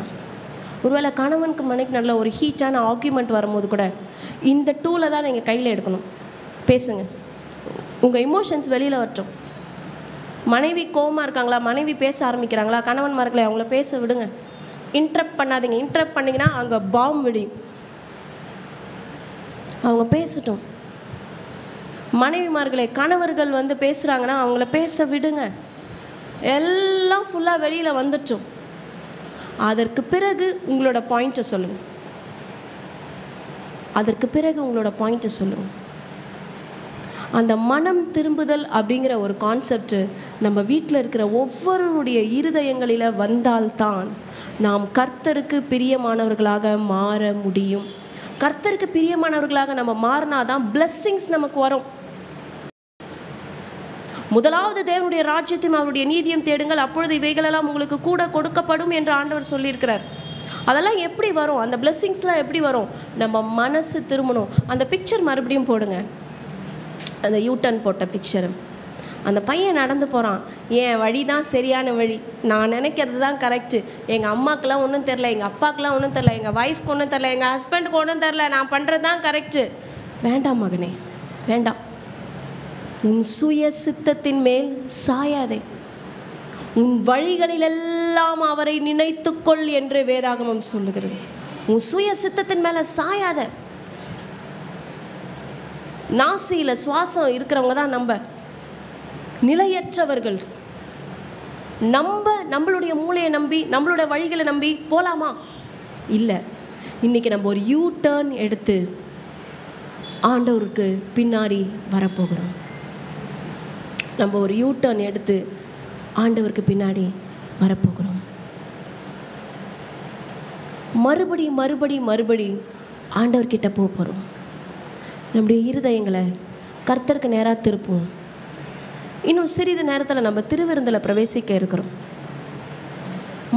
மாதம் திருவிருந்து எடுக்கிறோமே, ஆனால் மாதம் மாதம் ஆண்டவருக்கு விரோதமான காரியங்கள் பேசுகிறோமே, மாதம் மாதம் குறை பேசுகிறோமே, மாதம் மாதம் ஆண்டவருக்கு விருப்பம் இல்லாத காரியத்தை பண்ணுறோமே, திரும்பி திரும்பி திருவிருந்தில் வர்றோமே. ஆண்டவரே எங்களை மன்னிச்சிடுங்கப்பா, நாங்கள் மறுபடியும் உங்ககிட்ட வந்துட்டோம்ப்பா, எங்களை ஏற்றுக்கொள்ளுங்கப்பா. நம்ம இருதயத்தை அவர் பக்கமாக திருப்பலாமா? இது ரொம்ப ஒரு சிம்பிளான சப்ஜெக்ட் என்று நினைக்காதீர்கள். உங்கள் வாழ்க்கையை சேஞ்ச் பண்ணக்கூடிய ஒரு சப்ஜெக்ட் தான் இன்றைக்கி நம்ம பேசியிருக்கோம். ஒருவேளை நிறைய வசனங்கள் நம்ம வாசிக்காமல் இருந்திருக்கலாம், பல கன்கார்டன்சஸ் நம்ம போகாமல் இருந்திருக்கலாம். ஆனால் கர்த்தர் நம் ஒவ்வொருவரோடு கூட அவர் பேசி இருக்கிறார். ரிப்பன்ட், மனம் திரும்புகள், பரலோக ராஜ்யம் சமீபமாக இருக்கிறது. மனம் திரும்புங்கள் தேவஜனமே, மனம் திரும்புங்கள். கடினமான இருதயத்தை அப்படியே வச்சுக்காதீங்க, கொஞ்சம் ஃப்ரீயாக விடுங்க. Be relaxed, be cool. முரட்டாட்டமாக இருக்கிறது ரொம்ப கஷ்டங்க, கீழ்ப்படிகிறது ரொம்ப ஈஸி, விட்டு கொடுக்கறது ரொம்ப ஈஸி. முரட்டாட்டமாக இருக்கிறது தான் ரொம்ப டஃப்பு, முரட்டுத்தனமாக நடந்துக்கிறது ரொம்ப டஃப்புங்க. கீழ்ப்படிஞ்சு போகிறது ரொம்ப simple. It's very simple. Butterfly மாதிரி நீங்கள் உங்கள் லைஃப்பில் பறக்கணுமா, இன்றைக்கி மனசு திரும்புங்க. உங்கள் மனசு லேசாகணுமா, நீங்கள் ஹாப்பியாக இருக்கணுமா, சந்தோஷமாக இருக்கணுமா, உங்கள் மனசை திருப்புங்க. சாரி ஜீசஸ் சொல்லுங்க, என்னை மன்னிச்சிருங்க ஆண்டவரே, என்னை மன்னிச்சிருங்க. Many times we do not want to ask sorry. நான் சாரி கேட்டா என் டிக்னிட்டி என்ன வருது, நான் கேட்க மாட்டேன் என்று யோசிக்கிறீங்களா? இல்லை மகனே, ஆண்டவர் உன்னுடைய இருதயத்தை பார்க்கிறார். அவர் நம்முடைய இருதயத்தின் கடையாந்தர நினைவுகளை கூட பார்க்கிறார். தப்பு செஞ்சால் சாரி கேட்டுருங்களேன். ஒருவேளை அந்த மனுஷங்க உங்களை ஒரு அவமானமாக பார்த்தாலும் உங்கள் அப்பா உங்களை ஹாப்பியாக பார்க்குறாரு, உங்கள் இயேசு உங்களை ஹாப்பியாக பார்க்குறாரு. என் பிள்ளை சாரி கேட்டுச்சு, என் பிள்ளைய மன்னிச்சு என் பிள்ளைக்கு பல பிளெஸிங்ஸை கொடுக்க போகிறான்னு அவர் ஃபிக்ஸ் பண்ணுறார். இன்னைக்கு நாம் போய் கொண்டிருக்கிற வழிகள் எதுவாக இருந்தாலும், நாம் செய்து கொண்டிருக்கிற காரியங்கள் எதுவாக இருந்தாலும், அவற்றையெல்லாம் நான் விட்டு இன்னைக்கு கர்த்தர் பக்கமாக ஒரு யூட்டர்ன் போட்டு நான் திரும்ப போகிறேன் என்பவர்கள் அப்படியே நம்ம எழுந்திருக்க போகிறோம். கர்த்தருடைய சமூகத்தில் பரிசுத்தத்தை நாம் கெஞ்ச போகிறோம். அப்பா போதும்பா, என்னுடைய சுய சித்தத்தின்படி நான் ஓடினது போதும் ஆண்டவரே. என்னுடைய சுய வழிகளின்படி நான் ஓடி நான் அவமானப்பட்டது போதும் அப்பா. என் தேவனாகிய கர்த்தரே, எங்கள் பிதாவே, எங்கள் மீது இரக்கமாயிரும். தாவீதின் குமாரனே, எங்கள் மீது இரக்கமாயிரும் சொல்லலாமா? தாவீதின் குமாரனே, எங்கள் மீது இரக்கமாயிரும். தாவீதின் குமாரனே, எங்கள் மீது இரக்கமாயிரும். தாவீதின் குமாரனே, எங்கள் மீது இரக்கமாயிரும். வாலிபத்தில் நாம் செய்கிற தவறுகள் நம் எலும்புகளோடு கூட இருக்கிறது. நாம் செய்கிற பாவங்கள் நம்ம எலும்புகளோடு கூட இருக்கிறது.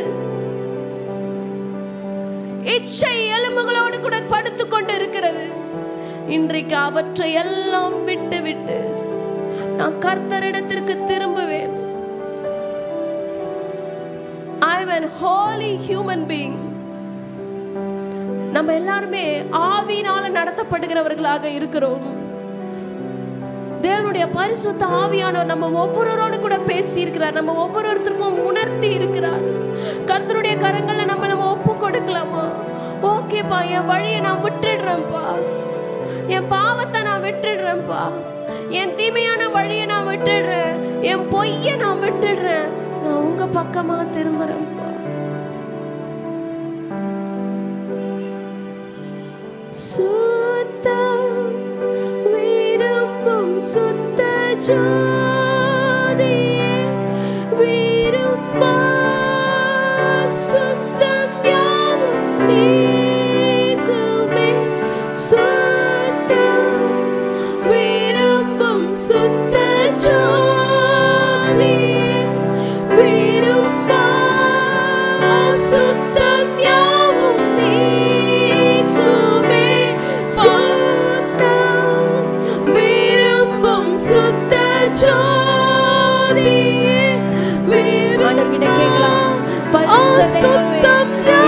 இல்லாததெல்லாம் வச்சு நீக்குங்கப்பா. சுத்தம் விரும்பும், சுத்தம் விரும்பும் சுத்த ஜோதியே விரும்பா அசுத்தம் யாவும் நீக்குமே.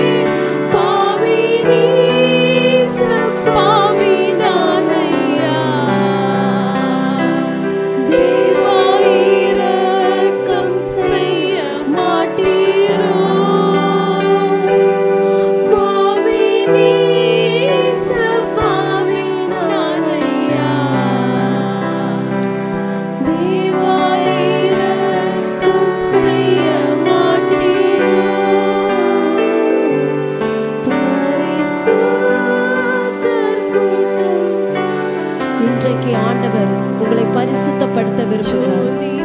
நீங்கள் எப்பேற்பட்ட நிலையில இருந்தாலும், எப்பேற்பட்ட பாவத்துல இருந்தாலும், உங்கள் சூழ்நிலையை மாற்ற தேவன் வல்லவராய் இருக்கிறார். அவரை நோக்கி கூப்பிட போகிறோம், அவரை நோக்கி பாட போகிறோம். என்னுடைய உள்ளத்துல நீங்க வாங்கப்பா, ஜீசஸ் என் ஹார்ட்ல நீங்க வாங்க. அருபியே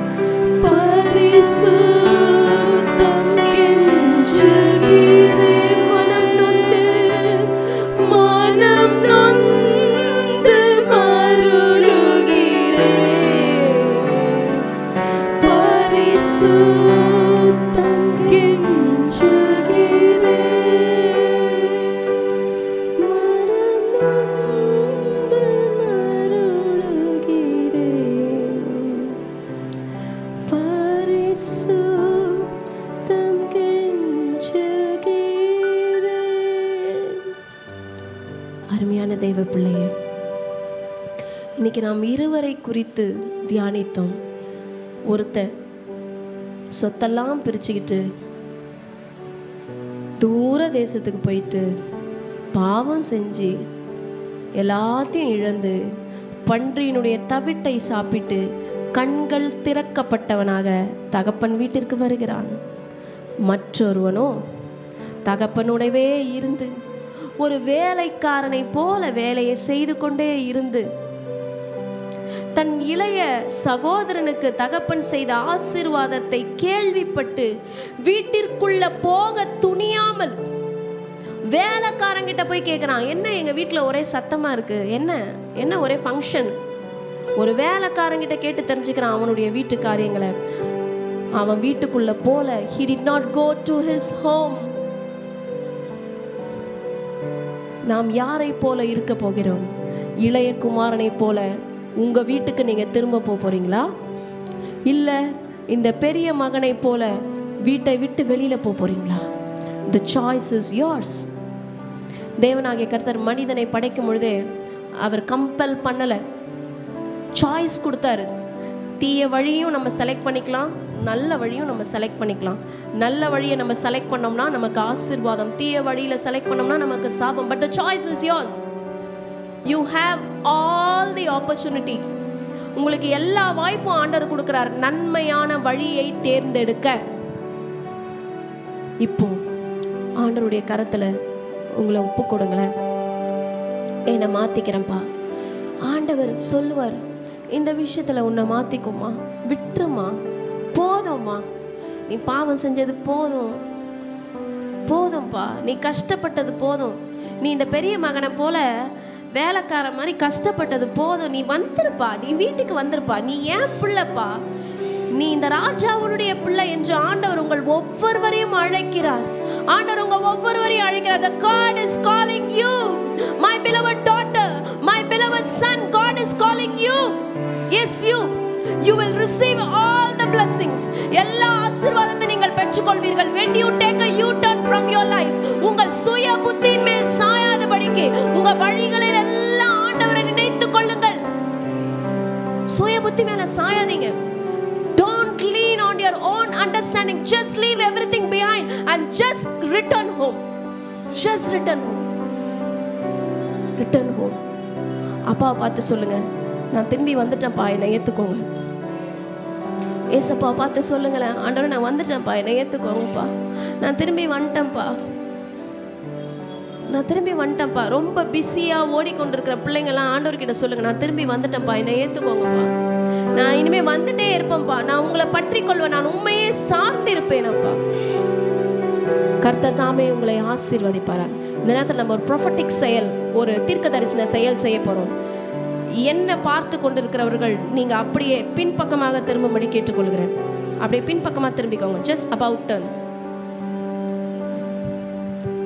நான் சொல்லும் பொழுது இது எதை குறிக்கிறது என்றால், உங்கள் வழியில் போன நீங்கள் திரும்பி நான் ஆண்டவர் பக்கமாக வரப்போகிறேன் அப்படின்னு சொல்லி நீங்கள் ஆண்டவர்கிட்ட சொல்லிடுங்க.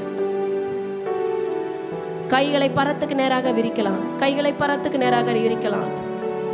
எங்கள் அன்பின் ஆண்டவரே, இதுவரைக்கும் நாங்கள் எங்கள் சொந்த வழிகளில சென்று காயப்பட்டது போதும், கஷ்டப்பட்டது போதும், இதோ என்னுடைய சுய வழிகளை விட்டுவிட்டேன்.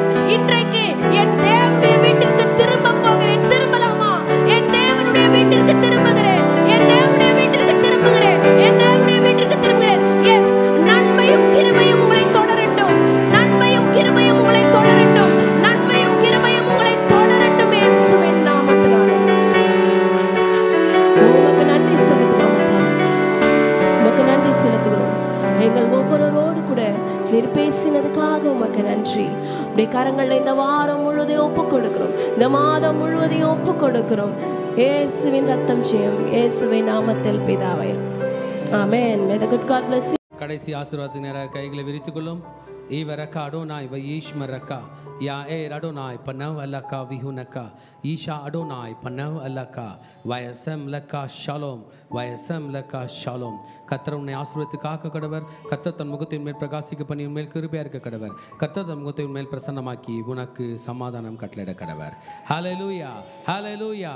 அட்சணம் என்னும் தலை சிராவை தலையிலே போட்டுக் கொள்கிறோம். செஸ்டில் நீதி என்னும் மார்க்கவசத்தை மார்பிலே தரித்துக் கொள்கிறோம். இடுப்பில் சத்தியம் என்னும் கச்சையை இழையிலே தரித்துக் கொள்கிறோம். காலில் சமாதானத்தின் சுவிசேஷத்திற்கு ஆயத்தம் என்னும் பாதரட்சியை கால்களில் தொடுத்துக் கொள்கிறோம். ரைட் ஹேண்ட் ஆவியின் பட்டயமாகிய வேதவசனத்தை கையில் எடுத்துக் கொள்கிறோம். லெஃப்ட் ஹேண்ட் விசுவாசம் என்னும் கேடயத்தை கையில் எடுத்துக்கொண்டு பொல்லாங்கான நெய்யும் அக்கினி ஆஸ்தாரங்களை அவித்து போடுகிறோம். சொல்லுமா, இயேசுவின் இரத்த கொட்டைகளை நானும் என் குடும்பத்தாரும் என் சபையாரும் என் நண்பர்களும் என் பிள்ளைகளும் சந்தோஷத்தோடு ஆரோக்கியத்தோடு பாதுகாப்போடு நோய் நொடி இல்லாமல் கடன் இல்லாமல் வாழ்வோம். சாத்தானின் கோட்டைகளை தகர்த்து அநேக கோடி ஆத்துமாக்களை இயேசுக்கென்று சொந்தமாக்குவோம். நாங்கள் எங்கள் பிள்ளைகளையும் இஸ்ரவேலுக்கு உண்டாகும் சமாதானத்தையும் காண்போம். இயேசுவின் இரத்தம் ஜெயம். இயேசுவின் நாமத்தில் பிதாவே, ஆமென். God bless you. Bless the Lord, oh my soul. Bless the Lord, oh my soul. And all that is within me, bless His holy name. King of kings forever.